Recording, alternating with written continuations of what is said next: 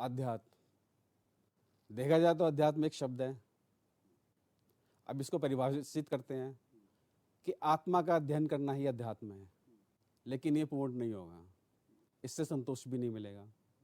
इसको हम विस्तार से जानने की कोशिश करते हैं कि अपनी आत्मा का अध्ययन करके जो हमारी आत्मा के अंदर गूढ़ रहस्य छुपे हुए हैं, या जो हमारी विशेषताएं हैं कि भाई हमें जीवन में क्या लक्ष्य धारण करना है, हमारा जीवन का उद्देश्य क्या है, कि हमारा जन्म किस लिए हुआ है, ये भी हो सकता है। हमारी कुशलता क्या है कि हम एक कुशल कारीगर बन सकते हैं, एक कुशल इंजीनियर बन सकते हैं, एक कुशल डॉक्टर बन सकते हैं। इसका कैसे पता चलेगा? जब तक आप अपने अंदर झांकेंगे तब तक आपको नहीं पता चलेगा। अध्यात्म का एक छोटा सा मैं एक उदाहरण देना चाहता हूँ। आज से 50 साल पहले या 100 साल पहले जो भी हमारे पूर्वज थे ग्रामीण थे। उस समय ना कोई ज़्यादा मंदिर बड़े हुआ करते थे, ना किसी देवी देवता की मूर्तियाँ हुआ करती थी, ना ही कोई विशेष पूजा पद्धति होती थी।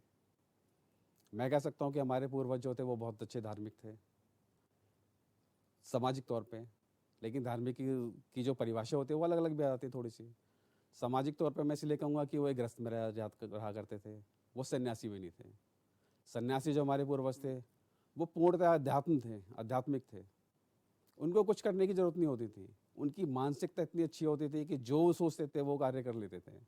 चलो मैं वापस आता हूँ हमारे पूर्वजों के पास, जो कि साधारण जीवन शैली में भी आध्यात्मिक कैसे हो सकते हैं। साधारण जीवन शैली में भी आध्यात्मिक हम कैसे बन सकते हैं। पहले हमारे समाज में होता था कि कृषि प्रधान थे, हमारे पूर्वज सारे कृषि करते थे, ग्रामीण थे सारे के सारे, ज़्यादा साधन नहीं थे, सुविधाएं नहीं थी, मंदिर नहीं थे, पूजा पद्धति भी किसी को नहीं पता था। एक उनका सिंपल सा नियम था कि जो भी अपनी मेहनत से जो फसल आती थी, फसल कटने के बाद वो अपने देवताओं को अर्पण करते थे, उसके बाद वो घर में भोग लगाते थे। लेकिन यही अध्यात्म है। उनका दृढ़ संकल्प इतना था, जिस इसकी पूजा करने हैं, जिसको वो मानते हैं, मानसिक तौर पे वो इतना दृढ़ संकल्प से मानते थे कि उनका पूर्ण विश्वास था कि वो ईश्वर उनकी मदद करते हैं, और ऐसा होता भी था। ये मैंने अपने गांव में भी देखा है। जो हमारे पूर्वज होते थे उनका विश्वास इतना ज़्यादा होता था कि अगर उन्होंने कह दिया कि भाई ये हमारे देवता, हमने उनको भोग दे दिया, वो देवता उनकी मदद करने भी आते थे। लेकिन जैसे जैसे हमारा गांव से शहरीकरण होना शुरू हो गया, उस तरीके से हमारे जीवन में समस्या बढ़ गई। समस्या इसलिए बढ़ गई, ना तो हम धार्मिक रहे, ना हम अध्यात्मिक रहे, एक दौड़ में भागते जा रहे हैं।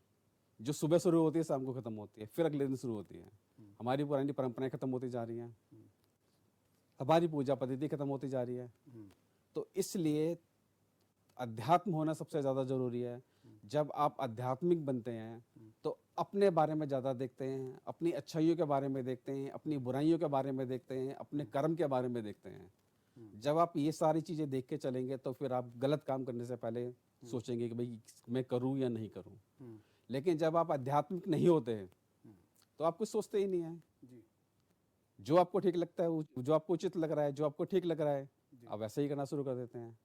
वैसे ही करना शुरू करते हैं तो उसके हिसाब से कुछ मर्यादित होती है, कुछ अमर्यादित होती है।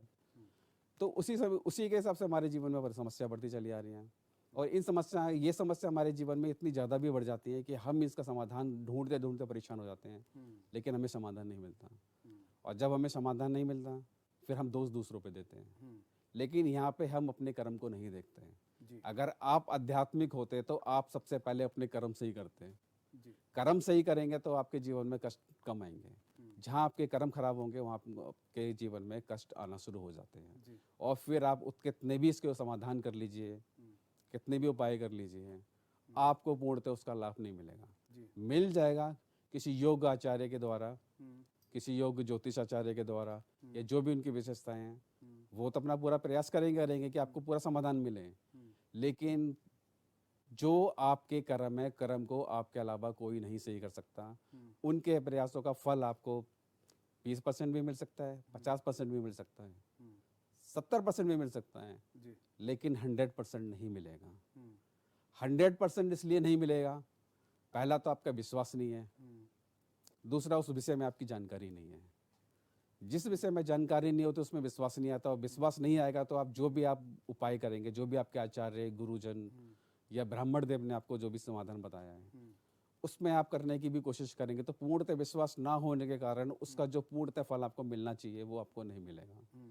लेकिन यहीं आप आध्यात्मिक होंगे तो आपको पता होगा कि आपके कर्म खराब कहाँ हैं जी। आप उसको तो समझेंगे भी, उसके बारे में सोचेंगे भी, फिर अपने गुरुजन या विद्वान से परामर्श लेंगे। अगर उन्होंने फिर समाधान बताया तो मेरा ये दावा है कि आपको 100% उसका पूर्णतः लाभ मिलेगा और आपको ज़्यादा भटकना भी नहीं पड़ेगा।